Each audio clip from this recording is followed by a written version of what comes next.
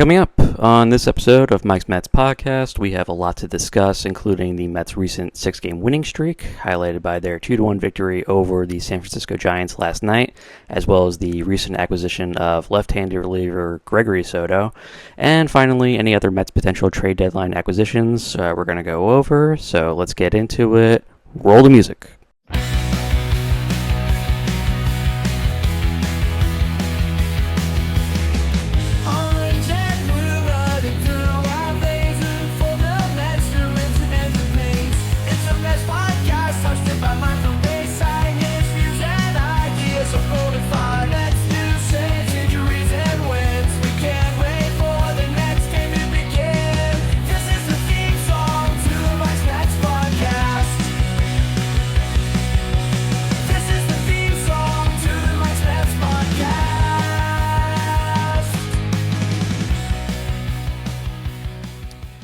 Welcome to Mike's Mets podcast. I'm your host, Mike Pashota, and hope everyone's having a lovely Sunday. It is very humid and hot, and I don't have the air conditioning on, so I am recording in some discomfort, but it's for you.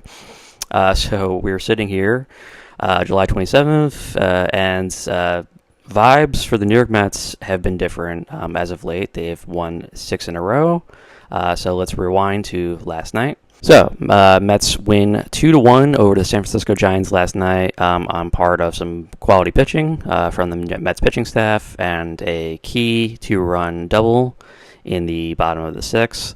And that was it. That was the entire scope of the Mets offense and pitching staff last night. Nothing really else happened. It was basically one inning of offense and an entire game of quality pitching. And if you're more of a pessimistic Mets fan, you're looking at that score and thinking, only 2 runs? Did they even show up? This was a statement win from the Mets. Again, their 6th win in a row. It screams, we are figuring this out. We have figured some things out, and we're figuring the rest of it out. So remember all the hand-wringing earlier this month, the offense sputtering, the pitching, the bullpen wasn't going well. Don't get me started on the bullpen, but now it feels like they are a different team. A different team has stepped onto the field and onto the pitcher's mound. They're grinding, they're pitching, they're making plays. It's a complete pivot in identity from the beginning of the month. And for a team sitting atop the NL East, that's kind of evolution is huge. So let's get into last night's victory, because honestly, David Peterson is that dude for the starting pitching staff. 6 innings, 1 run, he scattered 8 hits, 3 walks, only 4 strikeouts, but he does it all in 91 pitches and in 6 innings. On paper, it looks a little busy, right? Here's the thing about Peterson. He's learned how to bend but not break. And that's been the crucial thing, because that was always his problem, where he would implode in a way that was very reminiscent of like Oppenheimer when they're doing those implosion tests. They're trying to figure out what factors would lead to an atomic explosion. That was David Peterson previously. He would just blow up, and he wouldn't be able to figure it out at all. So what we have going on right now is this. So he has runners on first and second, 1 out in the first, double play. Again in the second, another double play. He loads the bases in the 4th, gives up a run, but regains his composure and is able to get out of it with only the 1 run allowed. He's not throwing triple-digit heat. He's just pitching. He's got this intensity, quiet intensity that says, I'm going to get out of this look in his eye. That's a huge development for him and for that entire rotation, especially with all the injuries that they've had. This isn't just a guy filling a spot. He is a legitimate all-star lefty who is consistently delivering quality starts. His ERA is at 2.83 on the season, and going into August, I mean, that's like incredible. That's more than anybody expected David Peterson was going to deliver, and he's been such a huge part of that rotation. Here's the unheralded story, the one that makes me genuinely smile. It's Pete Alonso and his defense. And we all know Pete for the dingers and the polar bear power. Defense, it was always solid, sometimes less than, sometimes more than. But last night, the final out in the 9th inning, that leaping grab over on a 106-mile-an-hour line drive off the bat of Patrick Bailey. That's the kind of play that, if it happens in October, it goes viral. It lives on forever. it just screams this team is different. It was an amazing play by Pete. I was so happy for him. His genuine emotion at making the defensive stop. He prides himself on his defense as much as he does his offense. I think feels even better about it for the most part. I think it's old hat for him to deliver huge home runs and quality RBIs, but when he's able to come up with a game-saving defensive play, I think he values those even more so. So it's crucial for a team right now that, let's be honest, sometimes struggles to string together hits and also struggles to play quality defense at times. So let's talk about the offense in this game, which was offense or lack thereof would probably be a better term analogy. Let's not sugarcoat it. They went 2 for 14 with runners in scoring position. They stranded 4 guys. Bases loaded, nobody out situations, crickets. This is the situations that they keep screwing up.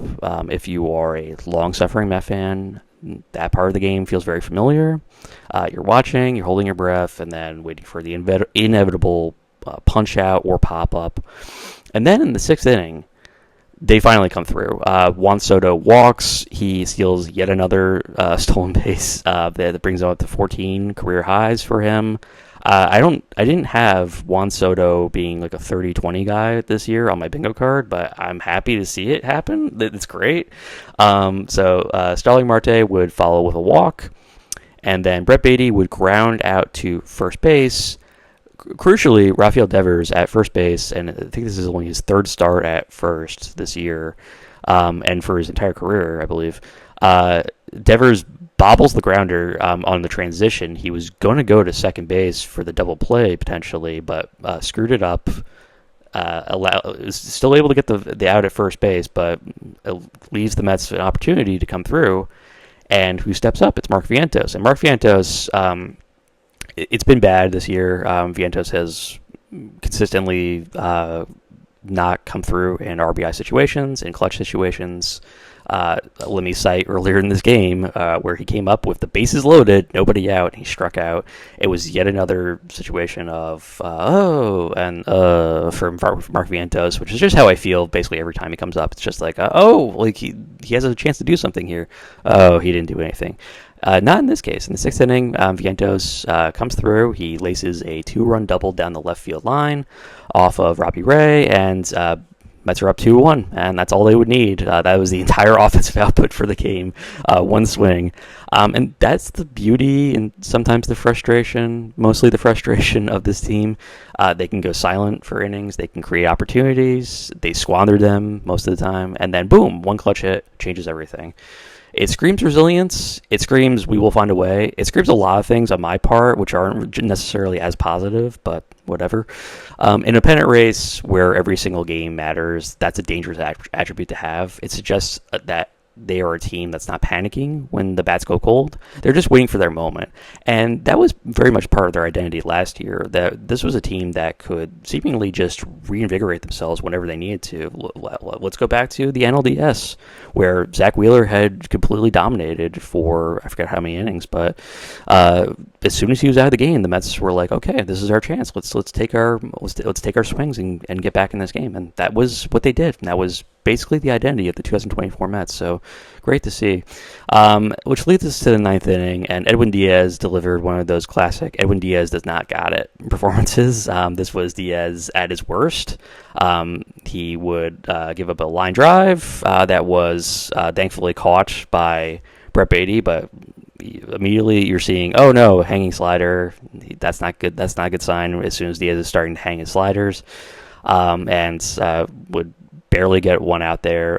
He would strike out another batter, but then give up a double to Jung-Hoon Lee that was very nearly out. That was, I think, maybe less than 10 feet from going out of over the fence, and that would have been a game-tying home run for Lee, but thankfully was just a double. And this leads to the yet another line drive that somehow, off of the bat of Patrick Bailey, that somehow Pete Alonso, leaping in the air, was able to time and come down with, and it was just a magical moment for Pete and for the Mets, who were able to hold on and keep the Giants from coming back. So great win. exciting to see if unnecessarily, once again, really feeling the blood pressure starting to drive up in my chest. But that was I didn't appreciate that, but I was very happy for Pete Alonso and happy the Mets were able to keep this winning streak going for themselves. So let's pivot now to the other story of the week, which was the Mets are going full-on buyer at the trade deadline. We knew it was coming. David Stearns has been telegraphing this for weeks. And the first shoe to drop is Gregory Soto from the Baltimore Orioles is on his way to New York, and he will be activated later today is the plan. And this isn't some minor move. If people are not familiar with Soto, Soto is basically the left-handed version of Reed Garrett. Just a lot of sinker slider stuff, high velocity, and quality acquisition on my end. I would grade it a B plus on the part of the Mets to acquire Soto, who I think most people had looked at as a potential trade deadline acquisition for many teams. But happy to see the Mets acquire him. So the Mets are sitting at 61-44. They are leading the NL East by just a half game over the Phillies. They need bullpen help, specifically a lefty. Remember AJ Minter and Danny Young going down. Total gut punch. And since then, the Mets have been trying to bring in different pieces. Carlos Mendoza has been mixing and matching, trying to throw out the specific combination that will work for them. So we've seen Genesis Cabrera, we've seen Richard Lovelady, we've seen Jose Castillo. It's been basically a roulette wheel every night. In some cases, thankfully, they got Brooks Raley back, which has been a big boost. He's been so far scoreless in 3 appearances, but they needed another guy. And I will give credit to Jose Castillo, who's been an underrated acquisition for them. He was not good in his previous destinations in San Diego and elsewhere. He has been very good for them in his limited opportunities, and I'm glad to see that they've, as of now, they've kept him on the roster. So because it gives them 3 quality lefties, in my opinion, with Castillo, Soto, and Raley. So good to see that they have all 3 of those guys in that bullpen still. Soto is that guy that they really needed. So he's 30 years old. He's left-handed, flamethrower. The 3.96 ERA is a little high, but if you look at his FIP, he's at 3.29. He misses bats, 27.5% strikeout rate, a career high, not like super high, but it's good for him. And it's important. He's been lights out against lefties all year. That's been the crucial thing for the Mets to acquire him. He's been holding them to a 138 average, and I believe this is correct since June 4th. He is 0 for 23 against lefties, so they have not gotten any hits off him in quite some time. And, considering that the Mets are looking at, down the stretch and also in October facing a team like the Philadelphia Phillies that have Bryce Harper and Kyle Schwarber, both left-handed hitters. You think those guys are going to be looking forward to facing that kind of guy? No, absolutely not. Think again. The downside is that he walks guys. He has an 11.3% walk rate this year. He's got that funky kind of cross-body delivery that makes him a little wild. The walk rate is not good. It's 0 for 4 this year. He's going to make you sweat. He's going to put guys on, certainly. He's not perfect. But then he's going to get the strikeout or the weak contact. And crucially, he does not give up home runs. 0.50 home run per 9 innings rate this year. One of the best in the league. A terrific percentile or percentage against in barrel percentage. Nobody is able to get really good contact against him. That's very big. It's just a matter if he doesn't put guys on in these cases. So he's volatile, he's a high wire act, but he gets the job done. And for a team that already has Edwin Diaz throwing gas in the ninth, and you have guys like Reed Garrett and Ryan Stanek, who I hate with the passion of 1,000 suns, but is another one of those guys who can bring heat in setup roles. Adding him in another flamethrower in there, the bullpen's going to be nasty. Nobody likes facing that many guys throwing high velocity. And Mendoza has said now he can deploy one lefty earlier in the game, one lefty later, depending on the matchups. That's great managerial flexibility. And they got it for good cost also. It was 2 prospects, Wellington Aracena and Cameron Foster. And Aracena is the more intriguing of the two. 20-year-olds, right-handed reliever, 101 mile an hour fastball, nasty cutter.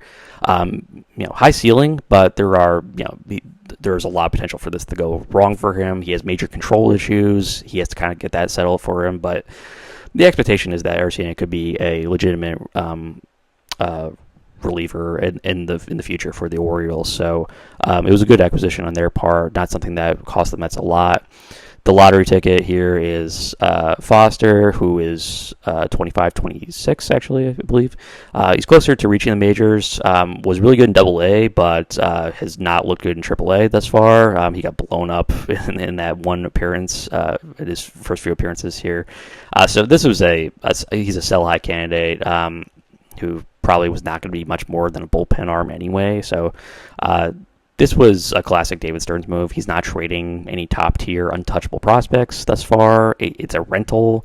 He's looking at guys with question marks, the ones who might be peaking in value, and saying, "All right, let's cash these two pieces in for a legitimate and immediate major league help." And it's a pragmatic win-now move. It's, again, I would grade it a B+.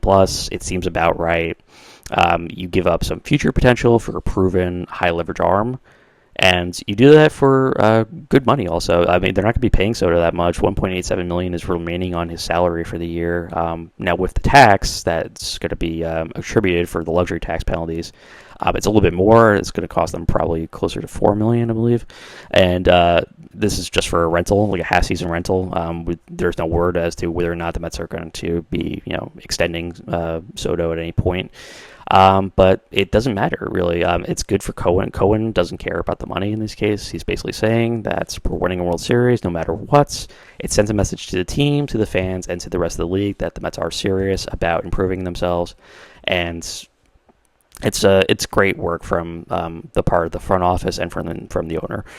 So Soto is in, another Soto. So we have Gregory Soto in. What else do they need? So the Stearns has said that the bullpen was his top priority. And he's still got the door open for more upgrades. I agree. They definitely need another quality arm in that bullpen. Stanek, in particular, is just very problematic. Reed Garrett has been up and down. They need more stability. So who could they possibly look at? Well, the dream opportunity is, let me make sure I got the pronunciation right here. Joan Duran. I'm sorry if I screwed that up. From the Minnesota Twins, he is like the dream candidate here. He's controllable through 2027. He throws incredible gas, 100 miles an hour. He's been Minnesota's closer for the last 3 years, and his a terrific ground ball rate. This is a guy who is a quality reliever, an absolute beast who would give the Mets a incredible 1-2 punch in the 8th and 9th innings. The Twins are sellers. That doesn't mean that they're going to give him away for cheap. It would definitely mean the Mets trading away a top tier prospect, which David Stearns does not want to do. If it's not a guy he's going to have control for a long time. So I don't see that as a realistic possibility, but it's something to dream on. David Bednar from Pittsburgh is another strong option. He is controllable through 2026, so another move that the Mets could make. Again, he might be a little bit too expensive. Emmanuel Clase from the Cleveland Guardians. It was another one that was kind of floated out by other outlets. I'm going to kind of throw that one out because Cleveland is still in the middle of their contention. They're not throwing it away yet. They're not selling as of yet. So I kind of throw that out, and he's probably too expensive given the amount of years that he's under control for. But I don't really look at that as a really possible acquisition move by the Mets, but something to think about. For rentals, there are guys like Seranthony Dominguez on the Baltimore Orioles. I mean, the Mets just made the deal with the Orioles to acquire Gregory Soto, so not out of the realm of possibilities that they could also make a deal for Dominguez. Another lefty, if any of their current lefties go down, there's a lefty, Danny Colomé, on the Twins, who could also be in play. So I'm telling you that they're probably getting one more bullpen arm in there. And then, of course, there's center field. And Stearns has said that he's comfortable with the setup. That's a bull-faced lie. That's not, yeah, like the fact that he can say that like with a straight face is incredible. He has an incredible poker face. That is the Mets center field situation is terrible. They have Jeff McNeil and Tyrone Taylor platooning there now, and McNeil is a natural second baseman. He's not a center fielder. He's athletic enough that he can get the job done, but this is not really the ideal move to keep Jeff McNeil playing center field. And then you have Tyrone Taylor, and Tyrone Taylor is just a black hole at the bottom of the lineup. He cannot do anything in terms of consistent production. And I like Tyrone Taylor. I've said this before when I've been talking with my brother. I was like, I like Tyrone Taylor. He is a quality fourth outfielder. I think a good late game defensive replacement guy. If they need somebody to kind of spell somebody, if somebody needs a day off, Tyrone Taylor, great. Not a guy who could be playing everyday center field for the Mets. He just isn't a playoff caliber everyday center fielder. If they're rolling into like the World Series and they're rolling in with Tyrone Taylor, it's a problem. So they need to upgrade. They were not intending for Taylor to have this much playing time. Jose Siri's injury really, was a nut punch that really hurt them, and they needed to pivot and go to Taylor, but. I mean, they need an offensive upgrade in there badly. And, Luis Robert Jr. has been the one that's been placed with the Mets the entire year. The thought that this was the ideal combination. White Sox are in last place. Robert needs a new home. He's a plus defender with great power potential. He struggles so much this year that I have no real interest in him, and he has options on his contract that can make him a rental too. So I don't really know about that. Jarren Duran from the Red Sox is also a possibility, but the Red Sox are contending right now, and I don't think anyone really knew what the Red Sox were intending to do when they traded Rafael Devers, but I think the intention was that they were going to blow it all up and start trading off pieces left and right, and Jarren Duran would be a very intriguing piece to a lot of teams. But it doesn't seem like the Red Sox are contending, and particularly with the Yankees in basically a free fall at the moment. So it's really hard to say what they're going to be doing, but Duran would require a lot to be traded to get him, so I don't really look at that as a realistic possibility. Cedric Mullins from Baltimore was another one. His defense has fallen off a cliff. His offense is terrible. It has been bad for Cedric Mullins, and I don't really want Cedric Mullins anywhere near this team. I think he's a decent veteran, but with how much his production has slipped, I don't really have any confidence in him at all. One possibility that I've been looking at as something that could be more and more likely would be bringing back Harrison Bader. And Bader, currently on the Minnesota Twins, which I've mentioned before several times, they are in the middle of selling off their pieces. A veteran center fielder like Bader is going to be interesting. Bader's still a really good defender. Cheap rental. He's not going to cost a lot. And still has a decent bat. And he's in the middle of a very good season, actually. He had a really good first half. And this is one of his best overall seasons I've seen from Bader since, I think, 2021 when he was an All-Star. And my money's on them grabbing him. They're familiar with Bader. I think there's plenty of history with him, and they feel comfortable bringing him back in. Give Pete Alonso his buddy back again. Great to see him. So I always really like Bader a lot. So I would be very interested in them acquiring Bader and bringing him in. Having three center fielders in there would be hard to say. I don't know what they were going to do at that point. I think probably they waive Jose Siri because with how little Siri has done and the injury risk that's going to be being held over his head the entire year with a broken leg, and no one really knowing when he's going to return to like full strength. I just seems like they just waive Siri at that point. So that would be my prediction. Trade for Harrison Bader, bring him in, and give the Mets with Taylor opting for more of a backup role, and Bader starting in center field most of the time. That feels like the best move going forward for that center field situation.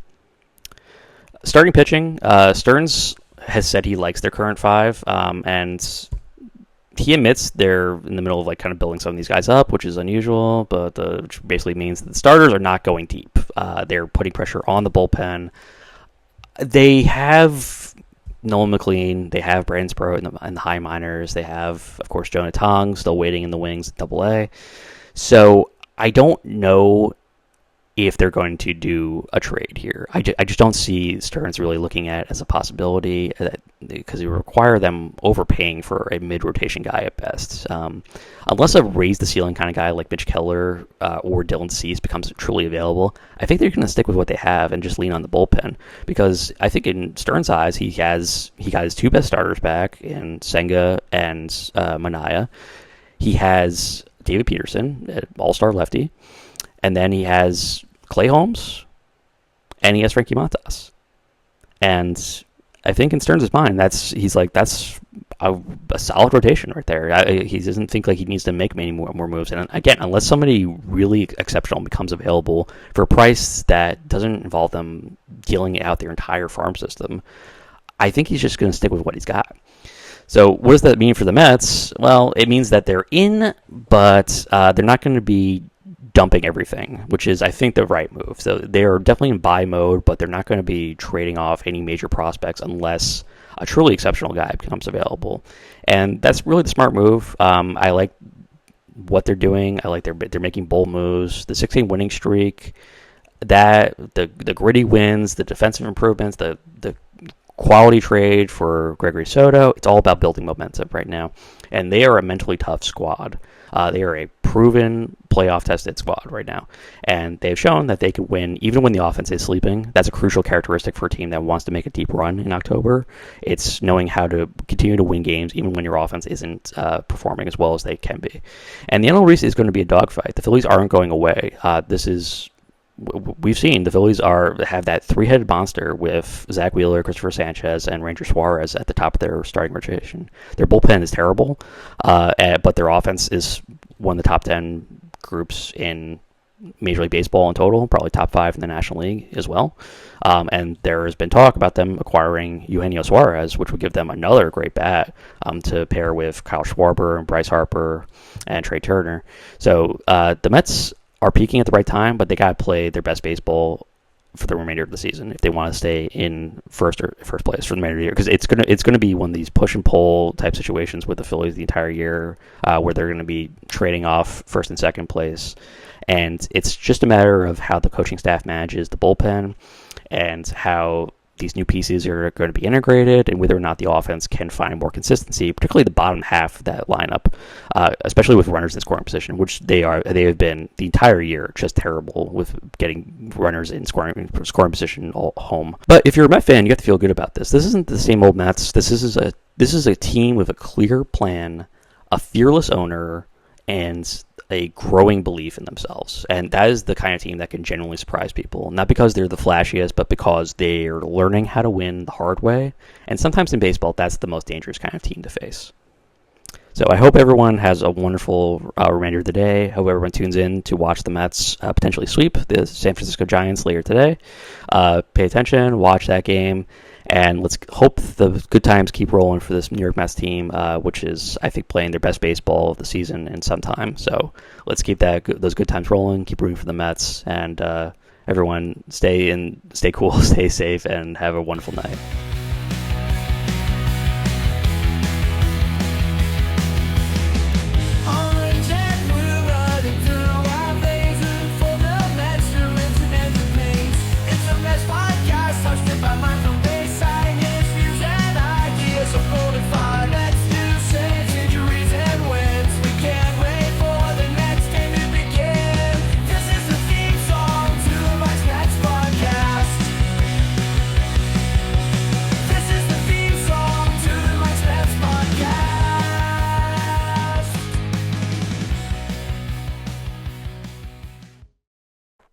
Thank you for listening to Mike's Mets Podcast. If you haven't already, please follow us on Spotify and subscribe to our YouTube channel. Leave a like and a comment, it helps so much. Finally, please follow our Twitter and Blue Sky pages. You can find us at Twitter at Mike's Mets Pod, all one word, and on Blue Sky at Mike's Mets Podcast.bsky.social. Thank you very much. Have a wonderful day or evening, and let's go Mets.